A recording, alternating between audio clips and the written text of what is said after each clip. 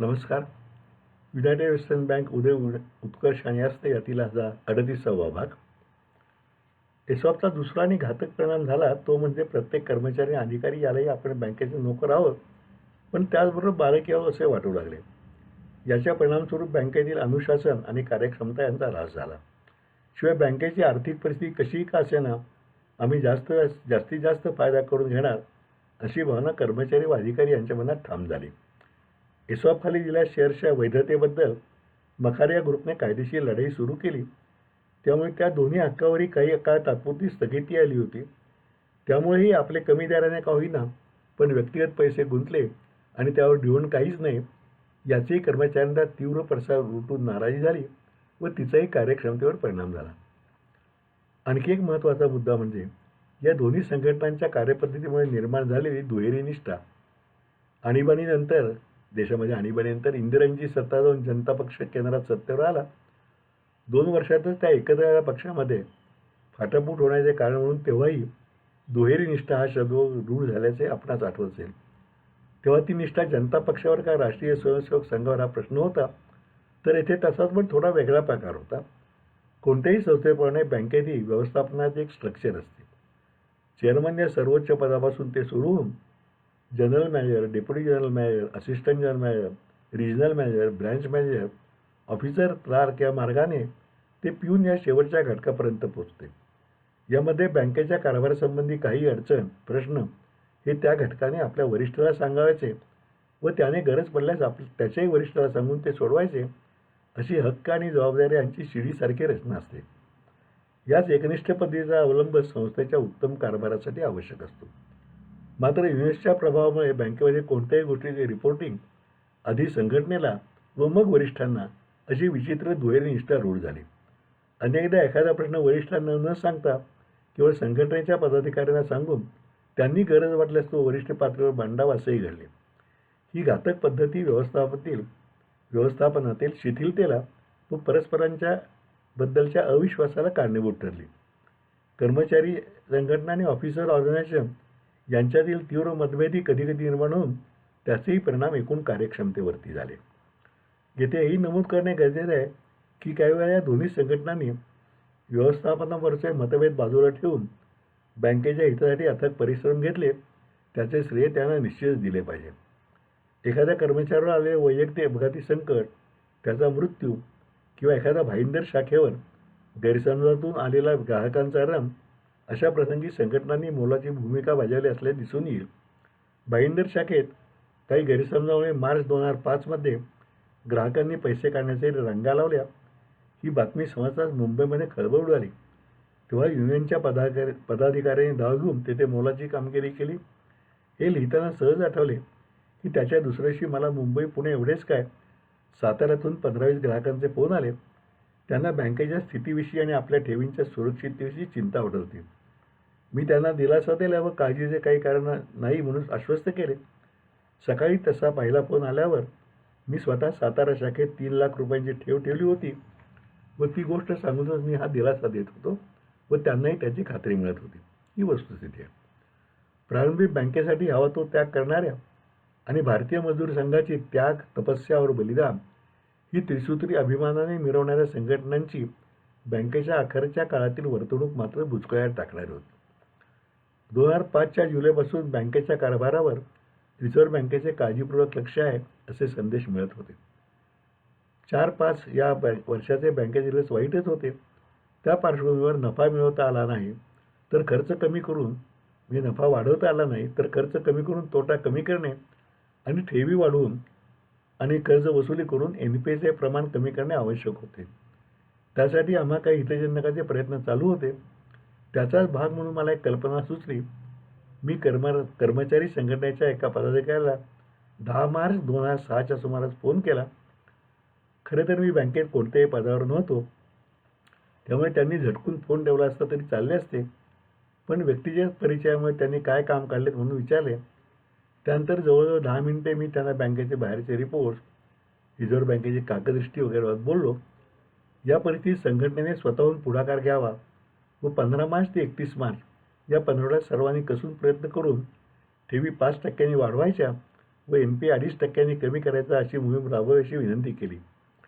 शेवटी बँक म्हणजे काय, तुम्ही सर्व काम करता तेच ना. पूर्वी आपण असे केले आहे, तेव्हा तुम्ही हे केले तर खूप सकारात्मक होईल व 31 मार्चच्या ताळेबंदावर त्यांचा चांगला परिणाम होईल अशी विनंती केली. ते म्हणाले, तुम्ही म्हणता ते बरोबर आहे, पण चेअरमन व संचालक यांनी हा पुढाकार घ्यायला नको का? मी म्हटले, त्यांचे सोडून द्या हो. तुम्ही बँकेच्या हिताची मोहीम करणार तर मग कोणाची परवानगी वगैरे विरोध याचे कारणच नाही. तुम्हाला कोण अडवणार? यावर त्याने आणखी काही शंका बोलून दाखवल्या व शेवटी म्हणाले, आम्ही बैठक घेतो, यावर विचार करून मग ठरवतो. एव्हाना माझी सहनशक्ती संपत आली होती. खरे तर येऊ नये अशी सहनशक्ती अशा वेळेला, पण माझा स्वभाव दोष आहे म्हणा, काही म्हणा. मी थोड्या रागानेच म्हणालो, तुम्ही काश्मीर प्रश्नाप्रमाणे वाटाघाटींचा घोळ घालून काय होणार? बघा, तुम्हाला योग्य वाटले तर करा, नाहीतरी तुम्हाला सांगायचा मला काय अधिकार आहे? एवढं बोलून मी माझी नाराजी प्रकट केली आणि फोन ठेवून दिला. प्रत्यक्षात संघटनेने काही केले नाही ही वस्तुस्थिती आहे. असा दुसरा प्रसंग बहुधा जुलै 2006 मधला आहे.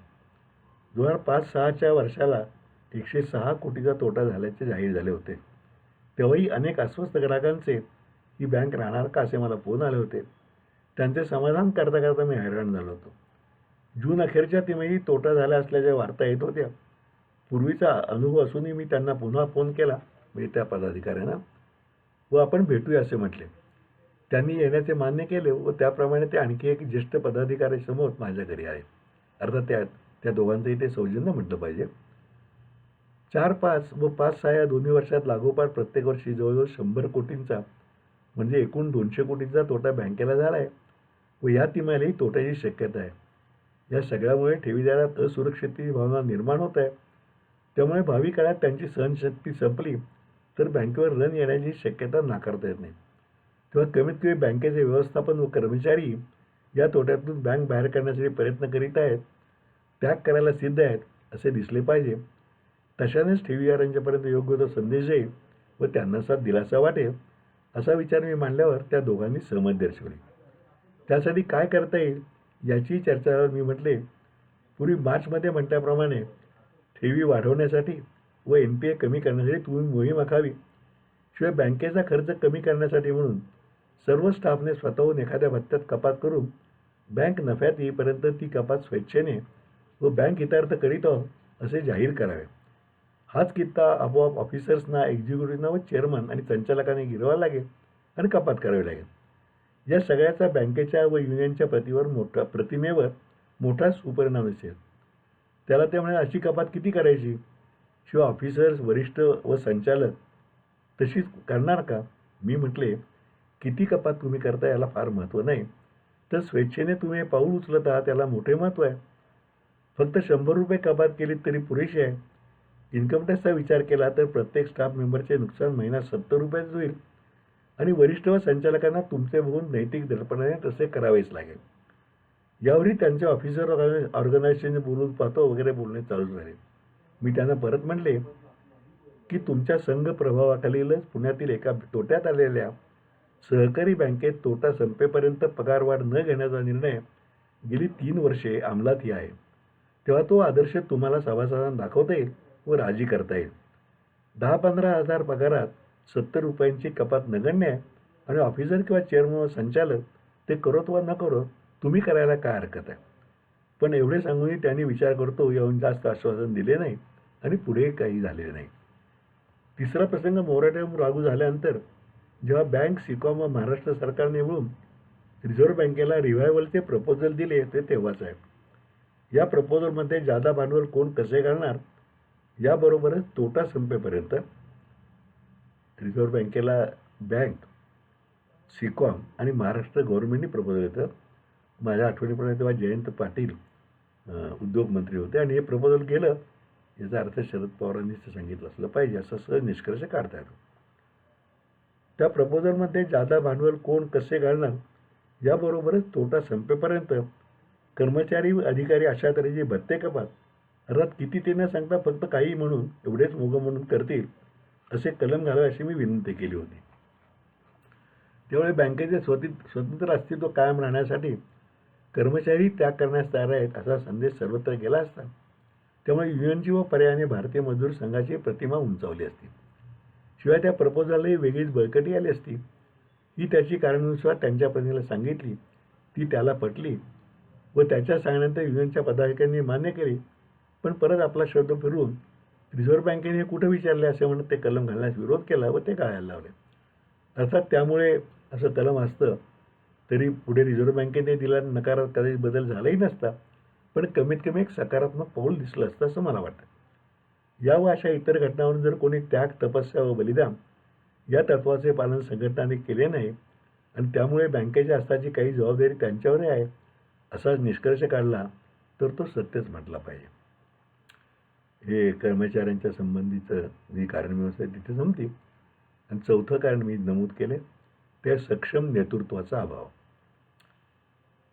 युनायटेड वेस्टर्नसारख्या आकाराच्या बँकेचे नेतृत्व करणारी व्यक्ती सर्वच क्षेत्रात प्रावीण्य असलेली आणि पूर्णपणे झोकून देऊन बँकेसाठी काम करणारे असावे लागते.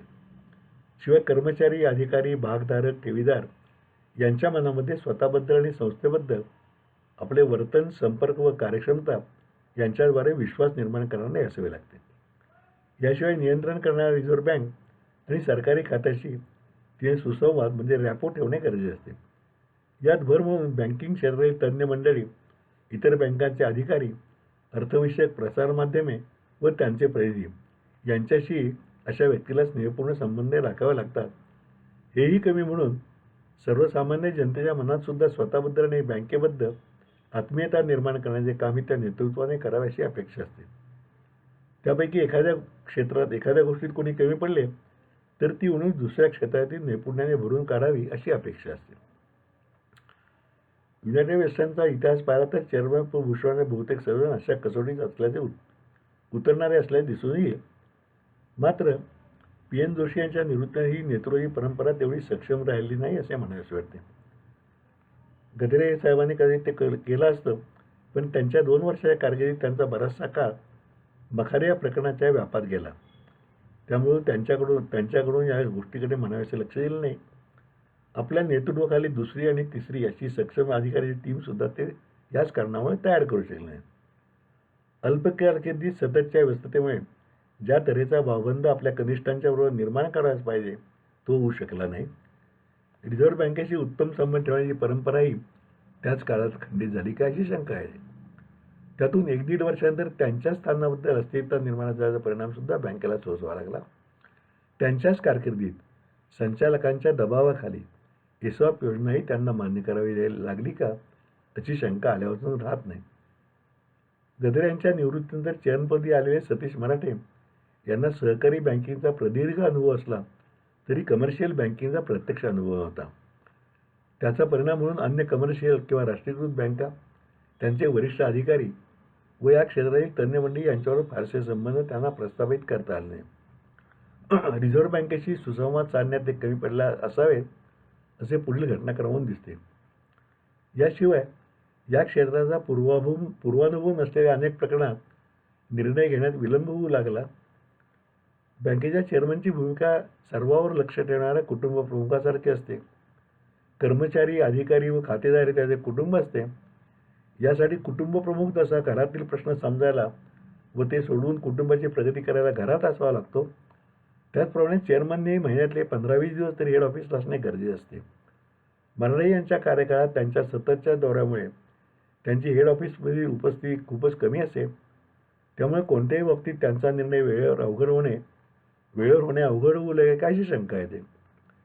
याचा परिणाम व्यवसाय व व्यवस्थापन या दोन्हीवरही झाला आणि चेअरमन यांचे अनुकरण करून अधिकाऱ्यांनी तोच कित्ता गिरवला आणि हेड ऑफिसमध्ये उपस्थितीऐवजी अनुपस्थितीचे प्रमाण वाढते राहिले. याचे परिणाम खर्च वाढण्यात, शिस्त ढासळण्यात आणि शिवाय व्यवसायावर परिणाम झाला हे नाकारता येत नाही. आज इथे थांबूया. पुढचा भाग उद्याच्या एपिसोडमध्ये. तोपर्यंत हा सगळा कटू असला तरी आवश्यक आहे असं मला वाटतं. एक मात्र सांगायला पाहिजे की या सर्व मंडळींच्या वैयक्तिक स्वार्थ यात कुठेही नव्हता. कारण अर्थात हे मी जे म्हणतोय माझं आकलन आहे, मी त्यांच्या क्षमताबद्दल माझं आकलन आहे, पण त्यांचा स्वार्थ नव्हता हे मात्र माझं पूर्ण आकलन आहे. कारण कुणी वैयक्तिक स्वार्थासाठी, आर्थिक स्वार्थासाठी त्यात काही केलं असं मला कधी आढळून आलेलं नाही. असो, उद्या पुढचा भाग.